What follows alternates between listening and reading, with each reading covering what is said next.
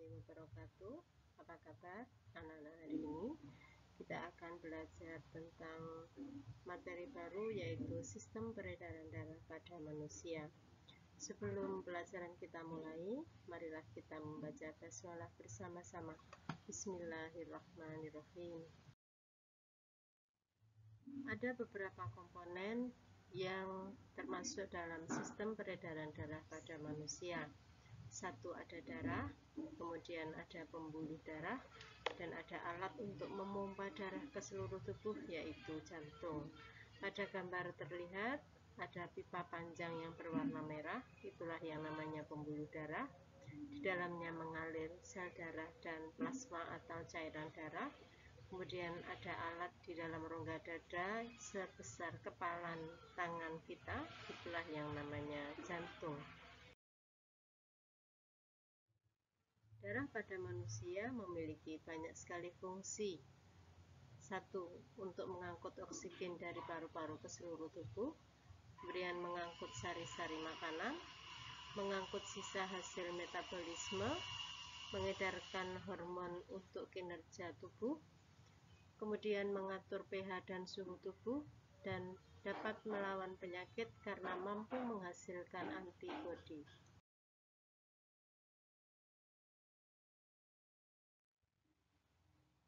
Penyusun darah pada manusia sebagaimana terlihat pada gambar. Ada plasma darah yang berwarna kuning atau cairan darah, kemudian ada eritrosit seperti donat berwarna merah, kemudian ada leukosit ukurannya cukup besar, memiliki inti di tengah lebih besar dari eritrosit dan khas dia berwarna agak putih.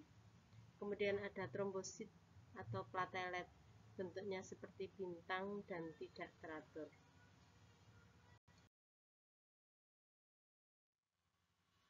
Plasma darah atau cairan darah mengandung sekitar 90% air, kemudian sisanya 10% tersusun oleh protein plasma seperti albumin yang berperan dalam osmoregulator, kemudian globulin untuk menghasilkan antibodi, kemudian fibrinogen yang berperan dalam proses pembekuan darah.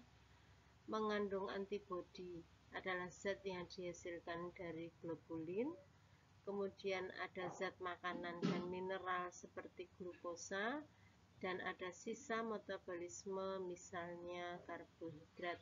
Itulah yang ada di dalam plasma darah. Eritrosit atau sel darah merah. Sebagaimana terlihat pada gambar, bentuknya bulat dengan di tengah agak cekung di bagian tengah, kemudian seperti piring, bentuknya cakram bikonkav, khas dia berwarna merah sehingga dikatakan dengan sel darah merah. Kemudian warna merah itu dihasilkan dari hemoglobin, usianya 120 hari, dibentuk di dalam sumsum tulang, dan setelah dia 120 hari maka dibawa ke hati untuk dirombak dan didaur ulang, serta dia dapat mengedarkan zat makanan dan oksigen ke seluruh tubuh.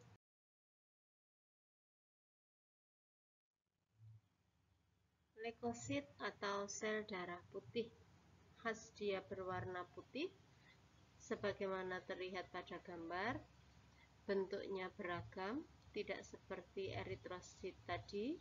Kemudian dia bisa untuk menjadi tentara dalam tubuh karena dia menghasilkan sistem kekebalan tubuh, memiliki inti di tengah dan bentuknya tidak teratur. Kemudian leukosit dibentuk di dalam sumsum tulang, memiliki beberapa macam jenis, ada neutrofil, kemudian eosinofil, ada basofil, kemudian monosit dan limfosit. Ukurannya cukup besar dibanding dengan eritrosit.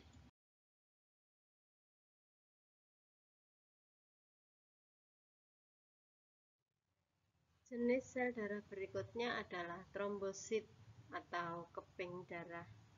Terlihat pada gambar, bentuknya seperti bintang dan tidak teratur, kemudian tidak memiliki inti sel. Di dalam tubuh, trombosit berfungsi untuk proses pembekuan darah. Dari diagram terlihat itulah proses pembekuan darah, dimulai dari adanya luka, kemudian trombosit pecah mengeluarkan enzim trombokinase, kemudian trombokinase itu nanti akan mengubah protrombin menjadi trombin dengan bantuan ion kalsium dan vitamin K yang ada di dalam tubuh. Selanjutnya trombin akan mengubah fibrinogen menjadi fibrin atau benang-benang. Dengan begitu kemudian luka akan tertutup karena darah tidak lagi mengalir keluar tubuh. Maka itulah yang namanya proses pembekuan darah. Darah dibekukan agar tidak keluar terlalu banyak dari dalam tubuh. Itulah tadi materi kita tentang darah. Semoga bermanfaat. Sekian, assalamualaikum warahmatullahi wabarakatuh.